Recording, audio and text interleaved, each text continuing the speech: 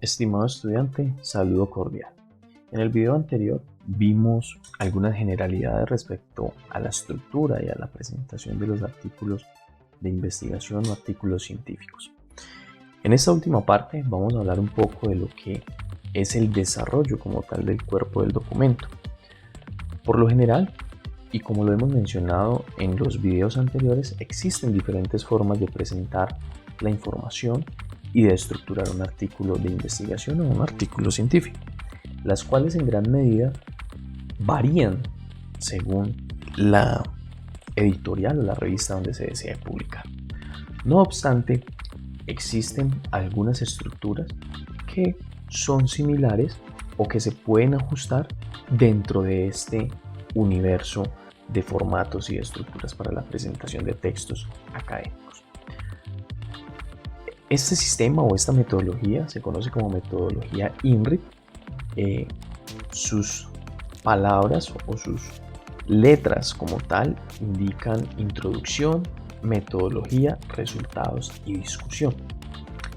Independientemente del formato y de la estructura que nosotros usemos para presentar un artículo, todos los artículos de investigación, todos los textos académicos o artículos en general, porque puede que no se deriven de un trabajo de investigación propiamente, deben de contar al menos con esta estructura, puesto que nos ayudará sobre todo a presentar la información de una manera mucho más clara y mucho más apropiada y en una secuencia mucho más lógica. En ese sentido, la metodología INRIT o el sistema INRIT puede variar, como lo observamos en esta imagen, pues en algunos casos se suele llamar metodología propiamente, en otros simplemente lo llaman materiales y métodos, y allí vemos una gran variación. También observamos de que pues, la introducción suele ser la misma, de pronto ya internamente en la estructura de una revista en particular, esta introducción se divide entre antecedentes, un estado del arte y propiamente la información del trabajo del problema que se desea abordar o que fue abordado, porque se supone que si es un artículo de investigación ya el trabajo ha finalizado. En algunos esquemas también aparece otra información adicional como la literatura, como lo hablábamos ahora de los componentes de agradecimientos, de la información de biografía de los autores y demás.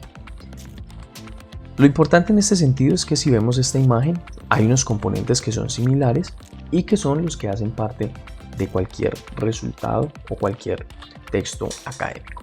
En términos generales podemos decir entonces que la introducción aborda el problema, es decir, qué vamos a estudiar, cuál es ese antecedente que hay en torno a trabajos del mismo estilo o sobre la misma temática, qué se ha hecho, cómo se ha hecho, es tratar de presentar una información muy concreta respecto a esos antecedentes y a ese problema que se va a investigar y el objetivo propio de la investigación.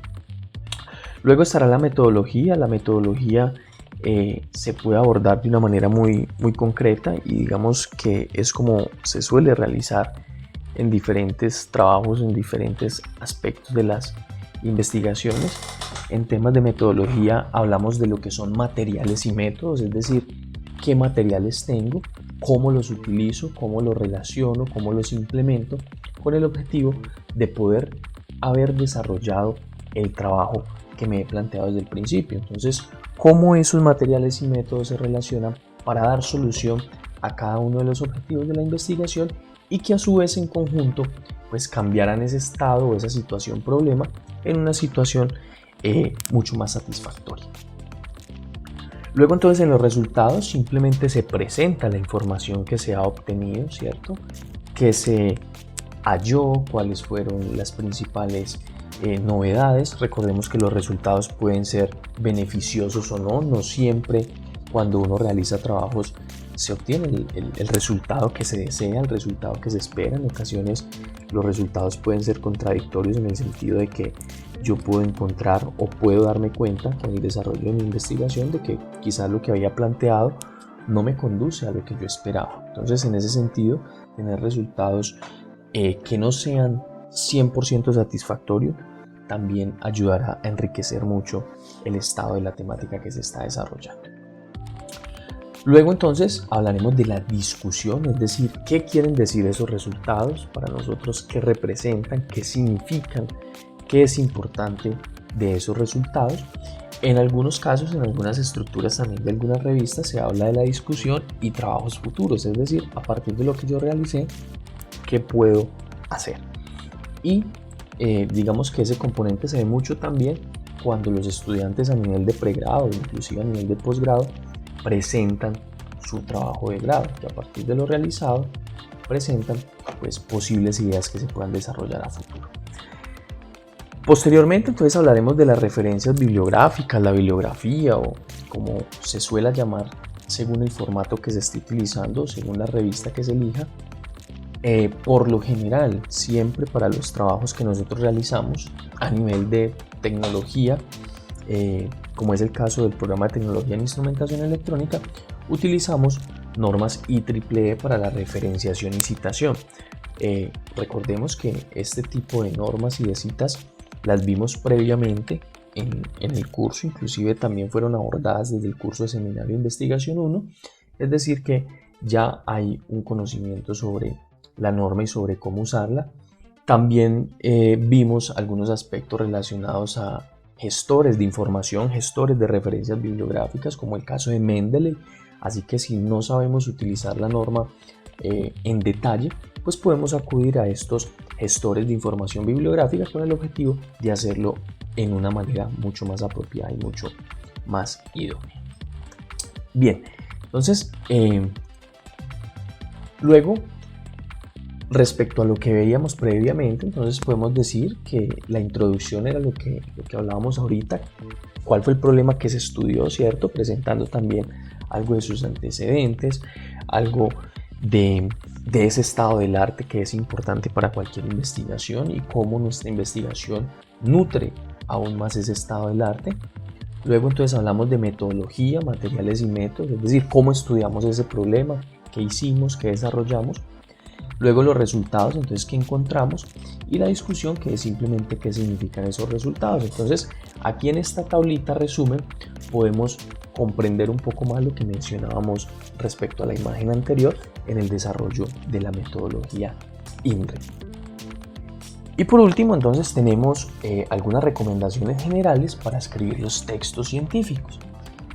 Es importante plantearnos los siguientes interrogantes de una manera clara, de una manera crítica, ¿sí? En el sentido de que pues, podamos tener el mejor resultado posible de nuestro trabajo. Entonces, importante saber para quién o quiénes escribo.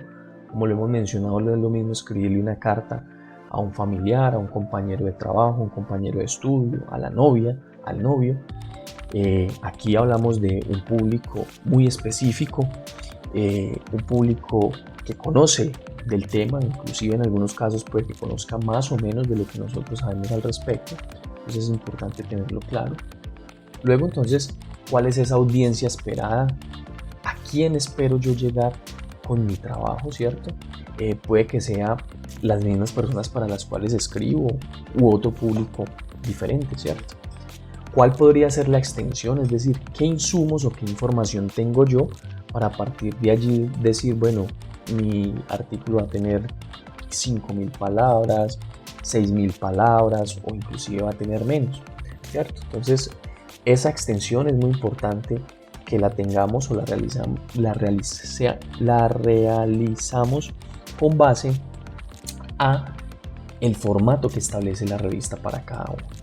Luego, entonces, ¿cuál es esa editorial o publicación apropiada? Entonces, si yo ya tengo un conjunto de revistas, pues debo elegir una, porque finalmente pues, un trabajo o un artículo no lo puedo publicar en más de una revista, puesto que se supone que son resultados originales de las investigaciones. Si se ceden los derechos a una revista, pues no se le pueden ceder a otra.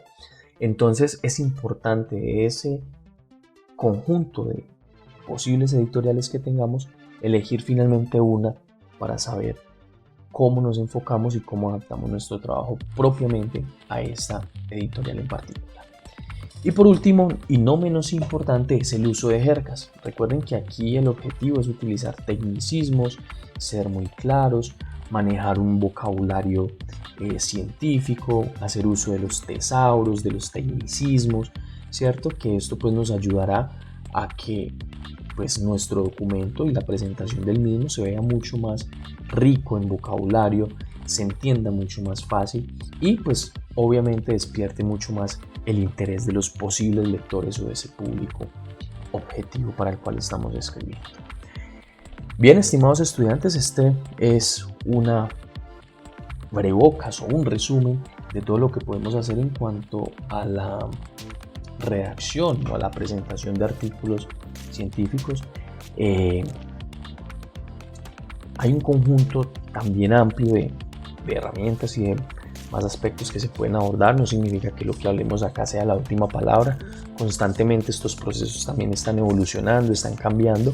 Entonces es importante tener en cuenta algunos aspectos o conceptos básicos como los hemos abordado acá, y ya a partir de allí pues nos podemos centrar en los aspectos mucho más específicos.